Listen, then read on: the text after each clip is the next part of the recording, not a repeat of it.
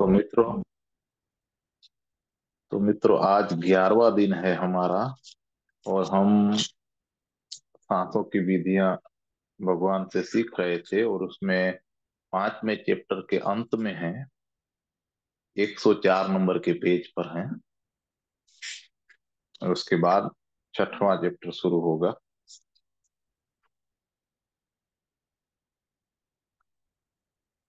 मैं शुरू करता हूँ। जन्मा हुआ शिशु होता है क्योंकि वह प्रथम प्रक्रिया है। एक तरह से आप पीछे की ओर यात्रा करेंगे, लेकिन उसकी ललक लालसा भी तो है। आदमी का पूरा अस्तित्व उस स्तनपान के लिए तड़पता है। उसके लिए वह कई प्रयोग करता है, लेकिन कुछ भी काम नहीं आता, क्योंकि वह बिंदु ही खो गया है। जब तक तुम चूसना नहीं बन जाते हो, तब तक कुछ भी काम नहीं आएगा। इसलिए इसे प्रयोग में लाओ। एक आदमी को मैंने यह विधि दी थी, उसने कई विधियां प्रयोग की थी, तब वह मेरे पास आया। उससे मैंने कहा कि यदि मैं समूचे संसार से केवल एक ही चीज तुम्हें चुनने को दूं, तो तुम क्या चुनोगे? और मैंने तुरंत उसे यह भी कहा कि आंख बंद करो और इस पर तुम कुछ भी सोचे बिना मुझे बताओ। वह डरने लगा, झिझकने लगा। तो मैंने कहा कि मत डरो, मत झिझको, मुझे स्पष्ट बताओ। उसने कहा, यह तो बेहुदा मालूम पड़ता है, लेकिन मेरे सामने एक स्तन उभर रहा है। और यह कहकर वह अपराध भाव अनुभव करने लगा। तब मैंने कहा, मत अपराध अनुभव करो। स्तन में गलत क्या है? सर्वाधिक सुंदर चीजों में से एक स्तन है, फिर भी अपराध भाव क्यों?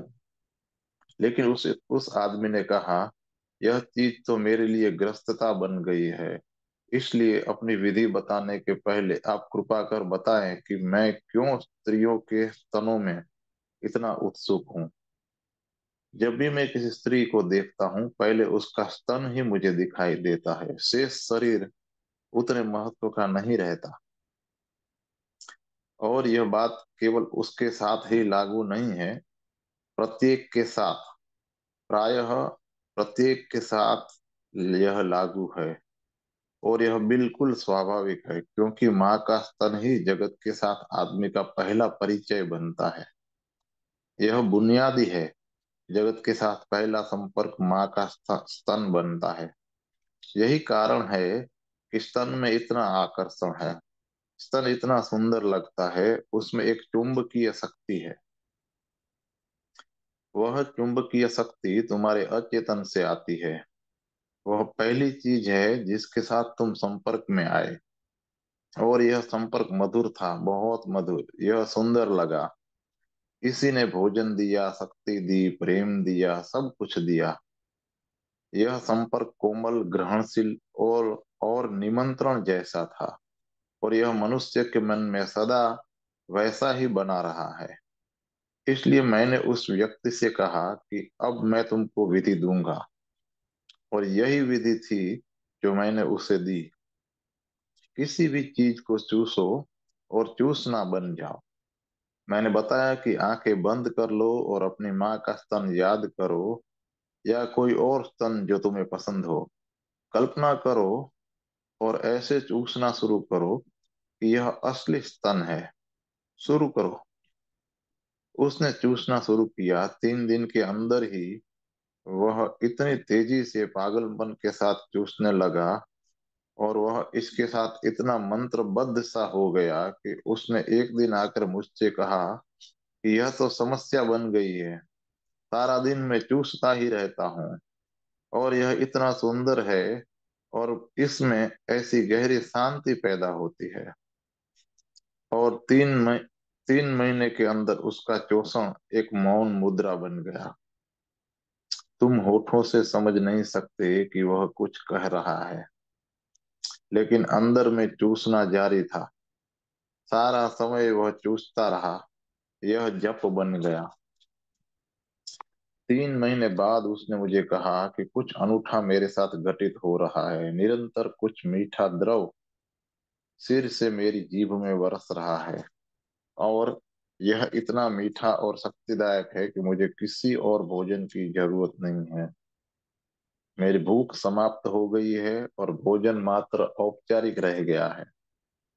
परिवार में समस्या न बने इसलिए मैं कुछ ले लेता हूँ, लेकिन कुछ मिल रहा है जो बहुत मीठा है, बहुत जीवनदायी है। मैंने उसे यह विधि जारी रखने को कहा।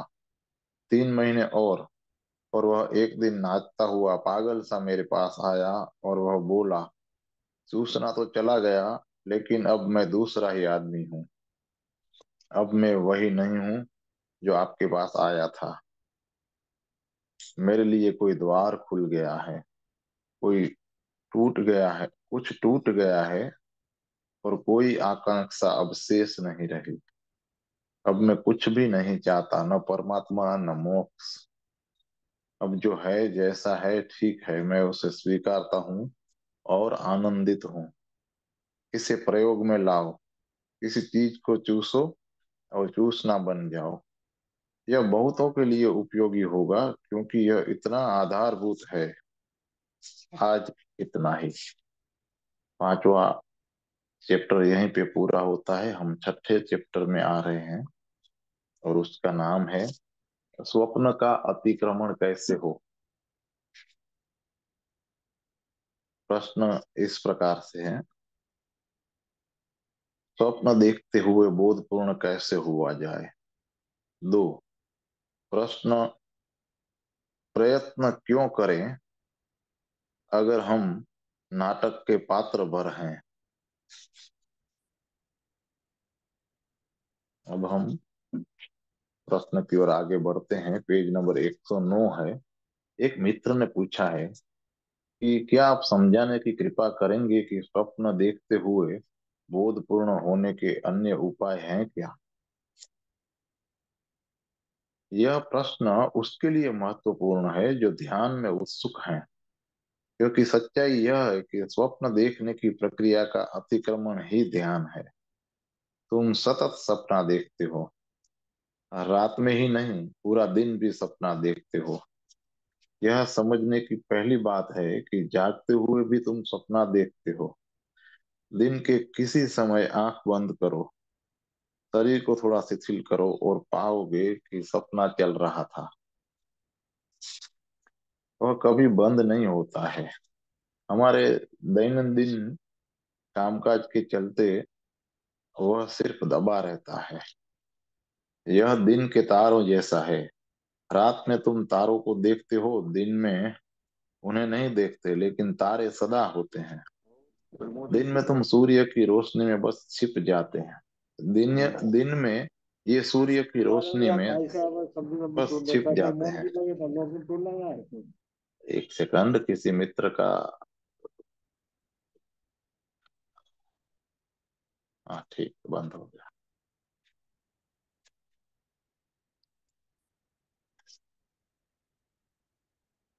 एक गहरे कुएं में उतर जाओ तो वहां से तुम्हें दिन दिन में भी आकाश के तारे दिखाई देंगे। तारों को देखने के लिए थोड़ा अंधकार जरूरी है। इसलिए एक गहरे कुएं में प्रकाश करो और उसकी पेंदी से ऊपर देखो। तुम्हें दिन में भी तारे दिखाई देंगे। तारे वहां हैं। ऐसा नहीं है कि रात में वे वहां होते हैं और दिन में नहीं होते हैं। रात में तुम उन्हें आसानी से देख लेते हो, दिन में नहीं देख पाते, क्योंकि सूर्य का प्रकाश बाधा बन जाता है। वही बात स्वप्न के साथ सही है। ऐसा नहीं है कि तुम नींद में ही सपना देखते हो। नींद में स्वप्न आसानी से अनुभव में आता है, क्योंकि उस समय दिन का कार्यकलाप बंद रहता है। इसलिए स्वप्न का भीतरी कार्यकलाप देखा और महसूस किया जाता है। जब सुबह तुम जागते हो तो स्वप्न चलता ही रहता है, सिर्फ तुम बाहर के कामों में व्यस्त हो जाते हो। दैनंदिन दिन कामकाज का सिलसिला स्वप्न को दबा देता है, लेकिन भीतर स्वप्न जारी रहता है। एक आराम कुर्सी में बैठकर शरीर को शिथिल करो, आंखें बंद करो, और अचानक तुम देखोगे कि स्वप्न तुम्हारे अंदर मौजूद है। वे तारे मौजूद हैं, वे कहीं नहीं गए। स्वप्न सदा चलता रहता है, वह एक सतत प्रक्रिया है। दूसरी बात, अगर सपना जारी है तो सच में तुम जागे हुए नहीं हो, तो तुम सोए हुए हो। फर्क इतना ही है कि रात में अधिक सोए रहते हो और दिन में थोड़ा कम। यह फर्क सापेक्ष है। तो अगर सपना जारी है तो तुम जागे हुए नहीं कहे जा सकते। सपना चेतना पर एक परत डाल देता है, और यह परत धुएं के भांति तुम्हें घेर लेती है। इसलिए जब तक तुम सपना देखते हो तुम जागे हुए नहीं हो, चाहे वह दिन हो या रात हो। इसलिए दूसरी बात यह है कि जब सपना बिल्कुल ही नहीं है तो तुम जागे हुए कहे जा सकते हो। हम बुद्ध को जागृत पुरुष कहते हैं। यह जागरण क्या है? अगर जागरण वस्तुतः आंतरिक स्वप्न प्रक्रिया का यह जागरण वस्तुतः आंतरिक स्वप्न प्रक्रिया का विसर्जन है। भीतर कोई सपना नहीं है, तुम जाते हो तो वहां कोई सपना नहीं मिलता। मानो आकाश में तारे नहीं रहे, शुद्ध आकाश ही है। जब स्वप्न नहीं रहा तो तुम शुद्ध आकाश हो। यह शुद्धता, यह निर्दोषता, यह स्वप्न रहित चैतन्य ही बुद्धत्व या जागरण कहलाता है। सदियों से सारे संसार का अध्यात्म, चाहे वह पूर्व का हो या पश्चिम का, कहता आया है कि मनुष्य सोया हुआ है। जीसस कहते हैं, बुद्ध कहते हैं, उपनिषद कहते हैं कि मनुष्य सोया हुआ है। इसलिए तुलनात्मक रूप से रात में तुम ज्यादा सोए हो और दिन में कुछ कम। लेकिन अध्यात्म कहता है कि आदमी नींद में है। इस बात को ठीक से समझना होगा। इसका अर्थ क्या हुआ? इस सदी में गुरजीएफ ने इस तथ्य पर सर्वाधिक जोर दिया है कि आदमी नींद में है। उसने तो यहाँ तक कहा कि आदमी एक तरह की नींद ही है। प्रत्येक आदमी गहरी नींद में है। और ऐसा कहने का कारण क्या है? तुम नहीं जानते, तुम्हें स्मरण नहीं है कि तुम कौन हो। क्या जानते हो कि तुम कौन हो? अगर रास्ते में तुम किसी व्यक्ति को मिलो और उसे पूछो कि तुम कौन हो और वह उत्तर न दे सके, तो तुम क्या सोचोगे? तुम सोचोगे कि वह या तो पागल है या नशे में है, या फिर वह सोया हुआ है। अगर वह नहीं बता सके कि वह कौन है तो तुम उसके संबंध में क्या सोचोगे? धर्म के मार्ग पर सबका यही हाल है। तुम नहीं बता सकते कि तुम कौन हो। जब गुरजीएफ या जीसस या कोई भी कहता है कि आदमी सोया है, तो उसका पहला अर्थ यह है, तुम स्वयं के संबंध में जागरूक नहीं हो। तुम स्वयं को नहीं जानते हो। तुम स्वयं से कभी नहीं मिले हो। विषयगत संसार में तो तुम बहुत जानते हो, लेकिन स्वयं विषय को नहीं जानते हो।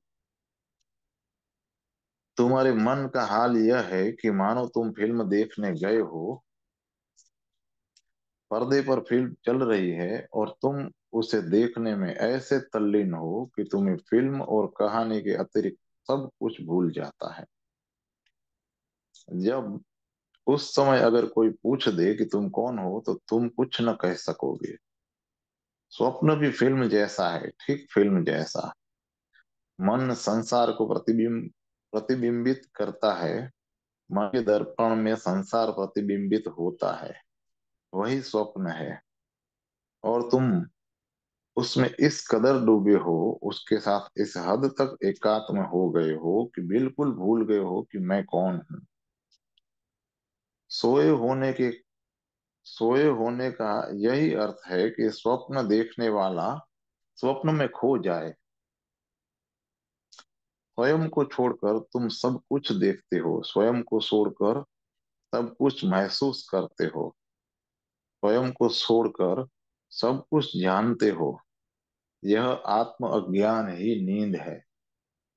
और जब तक यह स्वप्न क्रिया पूरी तरह खत्म नहीं होती, तुम स्वयं के प्रति नहीं जाग सकते। तुमने देखा होगा कि 3 घंटों तक फिल्म देखते रहने के बाद जब अचानक उसका अंत आता है, तो तुम भी स्वयं में वापस आ जाते हो। तब तुम्हें याद आता है कि 3 घंटे गुजर गए। तब याद आता है कि यह तो फिल्म थी। फिर तुम्हें पता चलता है कि तुम रो रहे थे क्योंकि फिल्म दुखांत थी, या हंस रहे थे, या कुछ और कर रहे थे। और तब तुम्हें अपनी बेवकूफी पर हंसी आती है कि मात्र फिल्म थी, कहानी थी, कि पर्दे पर कुछ नहीं था, सिर्फ प्रकाश और छाया का खेल था, बिजली का खेल था। अब तुम हंसते हो, अब तुम स्वयं में लौट आए हो। लेकिन 3 घंटे तक कहाँ थे? तुम अपने केंद्र पर नहीं थे, तुम बिल्कुल परिधि पर पहुंच गए थे। तुम वहां थे जहां फिल्म चल रही थी। तुम अपने केंद्र पर नहीं थे, तुम स्वयं के साथ नहीं थे, तुम कहीं और थे। यही स्वप्नों में घटता है, और यही हमारी जिंदगी है। फिल्म की घटना तो सिर्फ 3 घंटे की है, लेकिन स्वप्न क्रिया जन्मों जन्मों चलती है। और अचानक यदि सपना बंद भी हो जाए, तो भी तुम नहीं पहचान पाओगे कि तुम कौन हो। अचानक तुम धुंधला धुंधला अनुभव करोगे, और भयभीत भी। तुम फिर फिल्म में लौट जाना चाहोगे, क्योंकि वह परिचित है। तुम उसमें भर तुम उससे भली भांति परिचित हो। तुम उसके साथ सम आयोजित हो। क्योंकि जब स्वप्न तिरोहित होता है तो एक मार्ग खुलता है, खासकर जैन में, जिस जिसे त्वरित मार्ग, त्वरित बुद्धत्व का मार्ग कहते हैं। इन 112 विधियों में से कई विधियां ऐसी हैं जो त्वरित बुद्धत्व को प्राप्त करा सकती हैं, लेकिन वह तुम्हारे लिए अति हो जा सकती है, और हो सकता है कि तुम उसे झेल न पाओ। इस विस्फोट में तुम मर भी सकते हो, क्योंकि सपनों के साथ तुम इतने समय से जी रहे हो कि उसके हटने पर तुम्हें याद ही नहीं रहेगा कि तुम कौन हो। अगर यह सारा संसार अचानक समाप्त हो जाए और तुम बिल्कुल अकेले रह जाओ, तो यह इतना बड़ा आघात होगा कि तुम मर जाओगे। ठीक वही बात होगी अगर सारी स्वप्न प्रक्रिया अचानक तुम्हारी चेतना में लुप्त हो जाए। तुम्हारा संसार ही समाप्त हो जाएगा, क्योंकि सपना ही तुम्हारा संसार है। हम सच में संसार में नहीं है। हमारा संसार बाहरी चीजों से नहीं है, वरन वह हमारे सपनों से बना होता है। इसलिए प्रत्येक व्यक्ति अपने अपने स्वप्न लोक में रहता है। याद रहे, हम जिस संसार की बात करते हैं वह एक नहीं है। भौगोलिक तल पर तो वह एक है, लेकिन मनोवैज्ञानिक तल पर उतने ही संसार हैं जितने मन हैं। हर एक मन अपना एक अलग संसार है। और अलग तुम्हारा और अगर तुम्हारा सपना समाप्त होता है तो तुम्हारा संसार ही समाप्त हो जाता है। सपनों के बिना तुम्हारे लिए जीना कठिन हो जाएगा। यही कारण है कि त्वरित उपाय साधारणतः काम में नहीं लाए जाते, केवल क्रमिक उपाय काम में लिए जाते हैं। इस बात को ख्याल में रख लेना अच्छा होगा। क्रमिक उपाय इसलिए काम में लाए जाते हैं कि वे जरूरी हैं। तुम अचानक इसी क्षण आत्मबोध में, बुद्धत्व में छलांग लगा सकते हो। उसमें कोई बाधा नहीं है, कभी कोई बाधा थी भी नहीं। तुम अभी भी वही हो। इसी क्षण बुद्धत्व में प्रवेश कर सकते हो। लेकिन वह छलांग खतरनाक हो सकती है, घातक भी। हो सकता है तुम उसे बर्दाश्त न कर सको, तुम्हारे लिए वह अति हो जाए। तुम झूठे सपनों में जीने के आदी हो। सत्य का सपना, सत्य का साक्षात्कार तुम नहीं कर सकते। तुम ताप गृह में लगाए गए पौधे जैसे हो। तुम सपनों में ही जी सकते हो। वे अनेक तरह से तुम्हारे काम आते हैं। तुम्हारे लिए वे सपने नहीं है, यथार्थ हैं।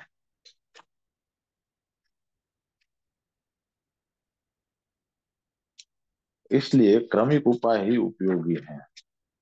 वे इसलिए उपयोगी नहीं वे इसलिए उपयोगी नहीं है कि स्वयं को उपलब्ध होने के लिए समय की जरूरत है। बुद्धत्व के लिए समय की जरूरत नहीं है, बुद्धत्व के लिए कतई समय की जरूरत नहीं है। यह उपलब्धि भविष्य में नहीं होती है, लेकिन क्रमिक क्रमिक उपायों के साथ चलकर तुम भविष्य में उसे उपलब्ध कर लेते हो। क्रमिक उपाय वस्तुतः क्या करते हैं? वह बुद्धत्व नहीं देते हैं, वे तुम्हें बुद्धत्व झेलने के योग्य भर बनाते हैं। वे तुम्हें क्षमता और बल देते हैं कि तुम बुद्धत्व को झेल सको। ऐसे 7 उपाय हैं जिनसे तुम त्वरित बुद्धत्व को उपलब्ध हो सकते हो, लेकिन तुम उसे झेल न सकोगे। तुम अंधे हो जा सकते हो, अतिशय प्रकाश है वह, या अचानक मृत्यु भी घटित हो सकती है, अतिशय आनंद है वह। हमारे सपनों का, हमारी गहरी नींद का अतिक्रमण कैसे हो सकता है? अतिक्रमण के संबंध में यह प्रश्न अर्थपूर्ण है। क्या समझाने की कृपा करेंगे कि स्वप्न देखते हुए बोधपूर्ण होने के कोई अन्य उपाय हैं? मैं यहाँ और 2 उपायों की चर्चा करूंगा। एक उपाय की चर्चा की थी, आज अन्य 2 की करूंगा जो और भी आसान है। एक तो यह कि तुम यह मानकर अपना कामकाज और अपना व्यवहार शुरू करो कि सारा संसार स्वप्नवत है। तुम जो भी करो यह याद रखो कि यह सपना है। जब जागे हुए हो तो निरंतर याद रखो कि यह सब कुछ सपना है। संसार को स्वप्न या माया कहने का यही कारण है। यह कोई दार्शनिक तर्क नहीं है। दुर्भाग्य से जब शंकर की कृतियां पश्चिम की भाषाओं में, अंग्रेजी, जर्मन और फ्रेंच में अनुवादित हुई, तो शंकर को महज एक दार्शनिक समझा गया। इससे बहुत नासमझी पैदा हो गई। पश्चिम में दार्शनिक हैं, उदाहरण के लिए बर्कले, जो कहते हैं कि यह संसार मात्र स्वप्न है, मन का प्रक्षेपण है। लेकिन यह तो दार्शनिक सिद्धांत हुआ। बर्कले ने इसे एक परिकल्पना के रूप में प्रस्तावित किया था। लेकिन जब शंकर कहते हैं कि यह संसार माया है, तो यह दार्शनिक सिद्धांत नहीं है, यह परिकल्पना नहीं है। शंकर किसी खास ध्यान के लिए उसे एक मदद के रूप में प्रस्तुत करते हैं। और ध्यान यह है कि अगर तुम स्वप्न देखते हुए स्मरण रखना चाहते हो कि यह स्वप्न है, तो तुम्हें जागते हुए ही उसका आरंभ करना होगा। अभी तो ऐसा है कि स्वप्न देखते हुए तुम नहीं याद रख रख सकते कि यह स्वप्न है। तुम तो सोचते हो कि यह यथार्थ ही है। क्यों तुम सोचते हो कि यह यथार्थ है? क्योंकि दिन भर तुम यही समझते हो कि सब कुछ यथार्थ है। वह तुम्हारी दृष्टि बन गई है, बंधी बंधाई दृष्टि। जागते हुए तुमने स्नान किया, वह यथार्थ था। जागते हुए तुम भोजन कर रहे थे, वह यथार्थ था। जागते हुए तुम बातचीत कर रहे थे, वह भी यथार्थ था। पूरे दिन और इसी तरह पूरी जिंदगी तुम जो भी सोचते हो, करते हो, उस पर तुम्हारी दृष्टि उसके यथार्थ होने की ही रहती है। यह दृष्टि फिक्स हो जाती है। यह मन की बंधी बंधाई धारणा बन जाती है। फिर रात में जब तुम स्वप्न देखते हो, तो वही दृष्टि काम करती है कि यह यथार्थ है। इसलिए पहले तो हम विश्लेषण करें कि स्वप्न और यथार्थ के बीच कुछ समानता होनी चाहिए, अन्यथा यह दृष्टि बननी कठिन होगी। मैं तुम्हें देख रहा हूँ, फिर मैं आंखें मूंदता हूँ और स्वप्न देखने लगता हूँ, और स्वप्न में तुम्हें देखता हूँ। इन दोनों में देखने में फर्क नहीं है। जब मैं तुम्हें सचमुच देखता हूँ तो क्या करता हूँ? मैं तुम्हें नहीं देखता हूँ, तुम्हारा चित्र मेरी आंखों में प्रतिबिंबित होता है। पहले तुम्हारा चित्र प्रतिबिंबित होता है, और तब वह चित्र किसी रहस्यपूर्ण प्रक्रिया के द्वारा, विज्ञान अभी उस प्रक्रिया को नहीं जान सका है, रासायनिक रूप में रूपांतरित होता है और मस्तिष्क के भीतर कहीं पहुंचा दिया जाता है। विज्ञान को अभी यह भी पता नहीं है कि यह बात ठीक से किस स्थान पर घटित होती है। आंख में यह नहीं घटित होती है, आंख तो सिर्फ द्वार है।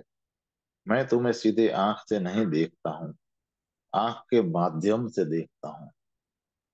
आंख में तुम प्रतिबिंबित होते हो। तुम मात्र एक चित्र हो सकते हो, तुम यथार्थ हो सकते हो, या तुम स्वप्न हो सकते हो। याद रखो, स्वप्न तीन आयामी होता है। मैं एक चित्र को पहचान पाता हूँ क्योंकि चित्र दो आयामी होता है। स्वप्न तीन आयामी होता है, इसलिए वह ठीक तुम्हारे जैसा दिखता है। और आंख नहीं कह सकती कि जो देखा गया है यह यथार्थ है या नहीं।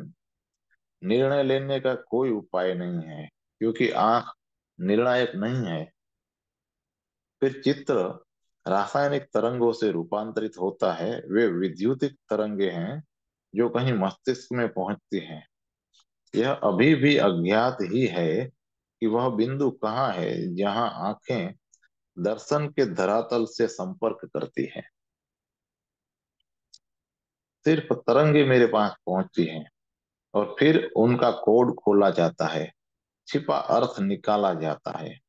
फिर मैं उनके अर्थ निकालता हूं कि क्या हो रहा है। मैं सदा भीतर हूं और तुम सदा बाहर हो, और दोनों का मिलन नहीं होता। इसलिए यह समस्या ही है कि तुम यथार्थ हो कि स्वप्न। ठीक इसी क्षण भी निर्णय लेने का उपाय नहीं है कि मैं स्वप्न देख रहा हूं या तुम सचमुच यहाँ हो। और मुझे सुनते हुए तुम कैसे कह सकते हो कि तुम मुझे सच में सुन रहे हो या कि तुम स्वप्न को देख रहे हो? कोई उपाय नहीं है। यही कारण है कि जो तुम्हारी दृष्टि दिन भर बनी रहती है वही रात में भी, नींद में भी प्रवेश कर जाती है। तुम स्वप्न को सच मानते हो। विपरीत का प्रयोग करो। माया से शंकर का यही प्रयोजन है। जब वो कहते हैं कि सारा संसार माया है, तो वह कहते हैं कि सारा संसार स्वप्न देखने जैसा है। इसे ख्याल में रखो। लेकिन हम मूढ़ लोग हैं। अगर शंकर कहते हैं कि यह स्वप्न है, तो हम कहते हैं फिर कुछ करने की जरूरत क्या है? अगर स्वप्न ही है तो फिर खाने की जरूरत क्या है? क्यों खाते जाओ और सोचते जाओ कि यह स्वप्न है? खाओ ही मत।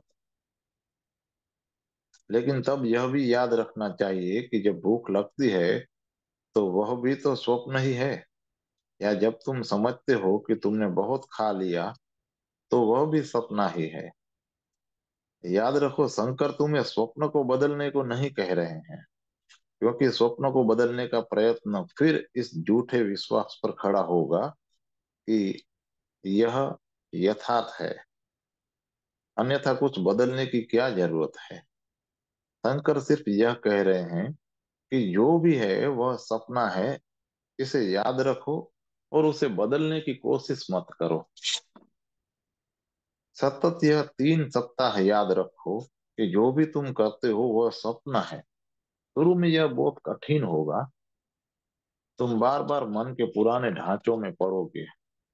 तुम सोचने लगोगे कि यह यथार्थ है। तुम्हें निरंतर अपने को सजग करना होगा, याद दिलाना होगा कि यह स्वप्न है। अगर 3 सप्ताह तक लगातार तुमने इस दृष्टि को कायम रखा, तो चौथे या पांचवें सप्ताह में किसी रात स्वप्न देखते हुए तुम अचानक यह भी जान लोगे कि यह स्वप्न है। स्वप्न में चेतना को, होश को प्रविष्ट कराने का यह एक उपाय है। रात स्वप्न देखते हुए यदि याद रख सको कि यह स्वप्न है, तो फिर दिन में याद रखने की भी जरूरत नहीं रहेगी कि यह स्वप्न है। तब तुम जान जाओगे। आरंभ में जब इसका उपयोग करोगे तो यह एक आरोपित धारणा ही रहेगी। तुम चेष्टा पूर्वक विश्वास करना शुरू करोगे कि यह एक स्वप्न है, लेकिन जब स्वप्न में भी यह स्मरण रहने लगेगा कि यह एक स्वप्न है, तो यह यथार्थ बन जाएगा। तब दिन में भी तुम उठोगे तो यह नहीं अनुभव करोगे कि तुम नींद से उठ रहे हो। तुम्हें महज यह लगेगा कि तुम एक स्वप्न से दूसरे स्वप्न में सरक रहे हो। तब दिन के कामकाज को स्वप्न की तरह देखना यथार्थ रूप लेगा। और अगर 24 घंटे ही स्वप्न हो जाए और तुम्हें उसका अनुभव और स्मरण होता रहे, तो तुम अपने केंद्र पर पहुंच जाओगे। तब तुम्हारी चेतना का तीर दो फल वाला तीर हो जाएगा। और तुम जब स्वप्न समझने लगोगे, तो तुम स्वप्न देखने वाले को, विषय को भी समझने लगोगे। अगर तुम स्वप्न को ही सच मानते हो तो तुम स्वप्न दृष्टा को नहीं अनुभव कर सकते।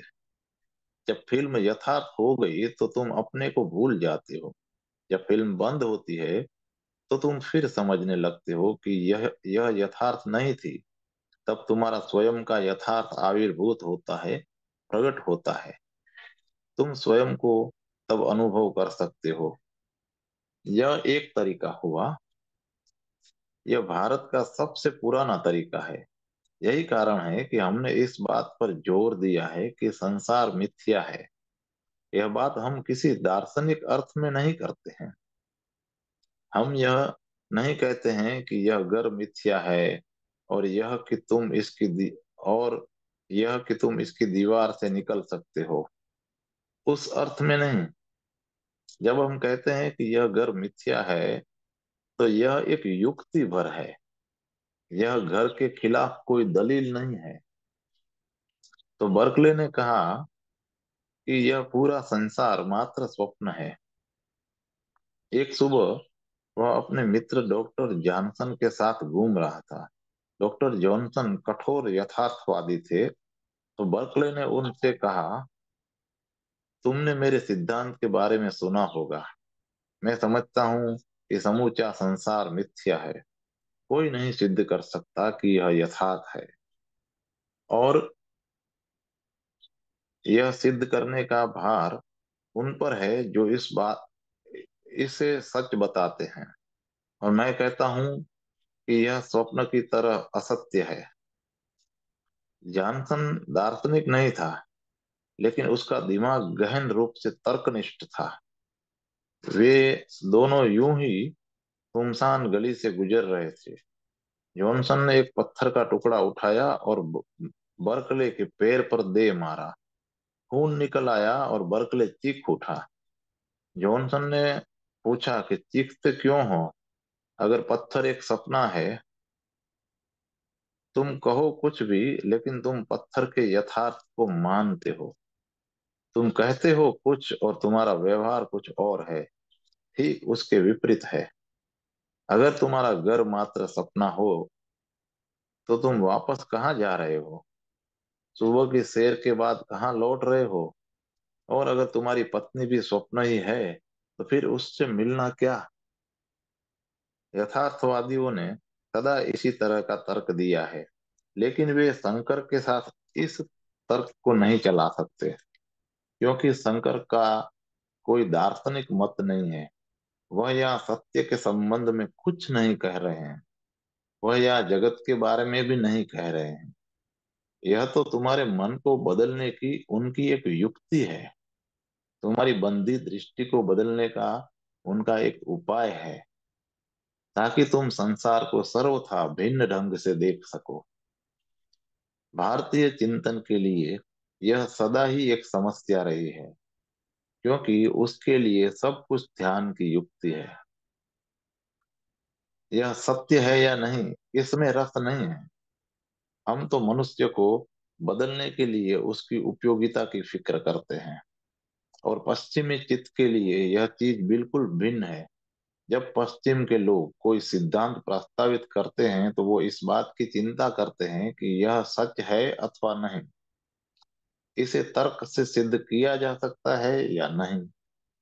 लेकिन जब हम कोई चीज प्रस्तावित करते हैं, तो हम उसके सत्य की नहीं, उसकी उपयोगिता की चिंता करते हैं। हम देखते हैं कि मनुष्य के मन को बदलने की उसकी क्षमता क्या है। वह सच है या झूठ, हम इसकी चिंता नहीं करते। वस्तुतः तो वह दोनों ही नहीं है, वह एक युक्ति भर है। मैंने बाहर फूल देखे हैं, सुबह सूरज उगता है और सब चीज सौंदर्य से भर जाती है। लेकिन तुम कभी घर से बाहर नहीं गए हो, तुमने कभी फूल नहीं देखे हैं, और तुमने सुबह का सूरज नहीं देखा है। तुमने कभी खुला आकाश भी नहीं देखा है, और तुम नहीं जानते हो कि सौंदर्य क्या है। तुम सदा एक कारागृह में बंद रहे हो, और मैं तुम्हें बाहर से ले चलना चाहता हूँ। मैं चाहता हूँ कि तुम भी खुले आसमान के नीचे आ जाओ और फूलों से मिलो। यह मैं कैसे करूं? तुम फूलों को नहीं जानते हो। यदि मैं फूलों की बात करूं तो तुम कहोगे कि आप पागल हो गए हैं, फूल वगैरह नहीं है। अगर मैं सुबह के सूरज की बात कहूं तो तुम कहोगे कि आप कल्पना कर रहे हैं, स्वप्न देख रहे हैं, आप कवि हैं। अगर मैं खुले आकाश की बात करूं तो तुम हंसोगे और पूछोगे कि आकाश कहाँ है, यहाँ तो दीवार ही दीवार है, फिर मैं क्या करूं? मुझे कोई ऐसी युक्ति निकालनी होगी जो तुम्हारी समझ में आए और जिससे तुम बाहर निकल सको। इसलिए मैं कहता हूँ कि घर में आग लगी है और मैं खुद भागने लगता हूँ। यह बात संक्रामक हो जाती है और तुम भी मेरे पीछे भागते हो और बाहर निकल जाते हो। और तभी तुम जानोगे कि जो मैं कह रहा था वह न सही था और न गलत। तब तुम फूलों को जानोगे और मुझे क्षमा कर दोगे। बुद्ध ने वही किया, महावीर ने वही किया, शिव और शंकर ने वही किया। इसलिए बाद में हम उन्हें क्षमा कर देते हैं, क्योंकि एक बार बाहर निकलने पर हमें पता चल जाता है कि वे क्या कह रहे थे। और तब हम समझते हैं कि उनके साथ बहस करना व्यर्थ था, क्योंकि यह बात ही बहस की नहीं थी,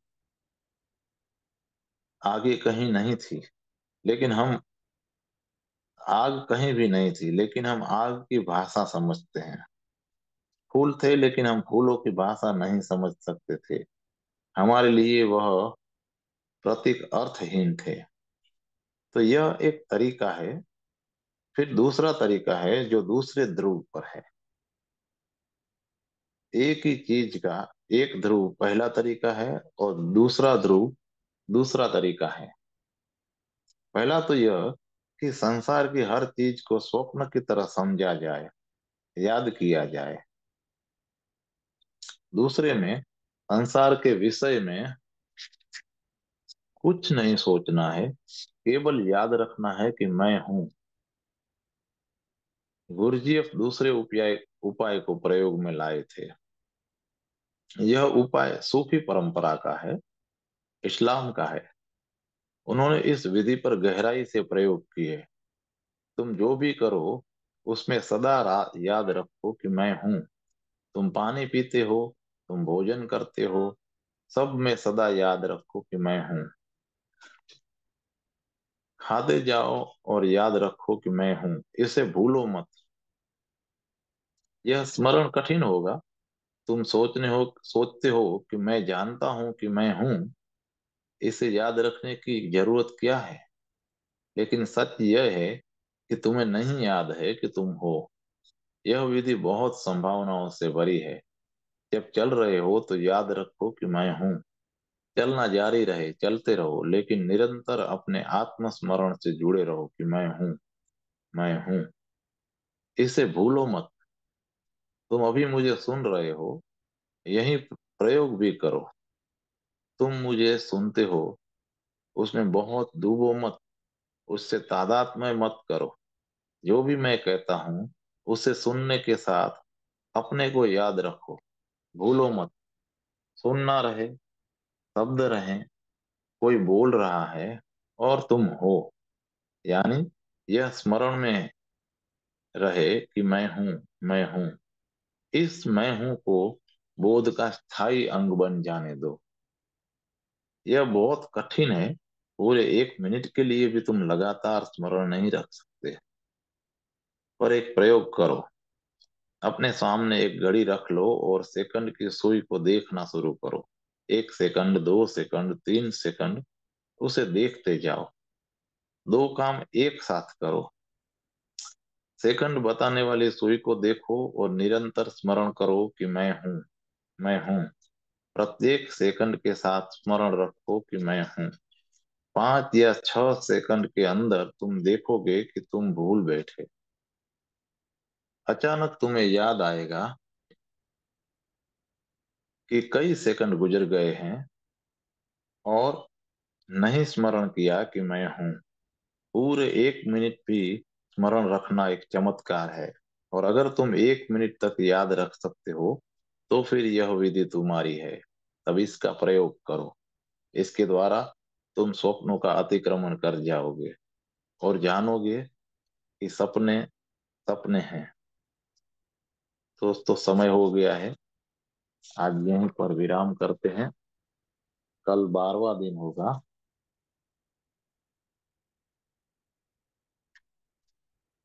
बहुत सुंदर सुंदर बातें करी भगवान ने आज हमें। गुरु जी अपने क्या थियरी उपयोग में लाया था उसके बारे में भी जानने मिला। किसी भी मित्र को कोई बात करनी हो तो कर सकते हैं। मैं सबको अनम्यूट करता हूँ।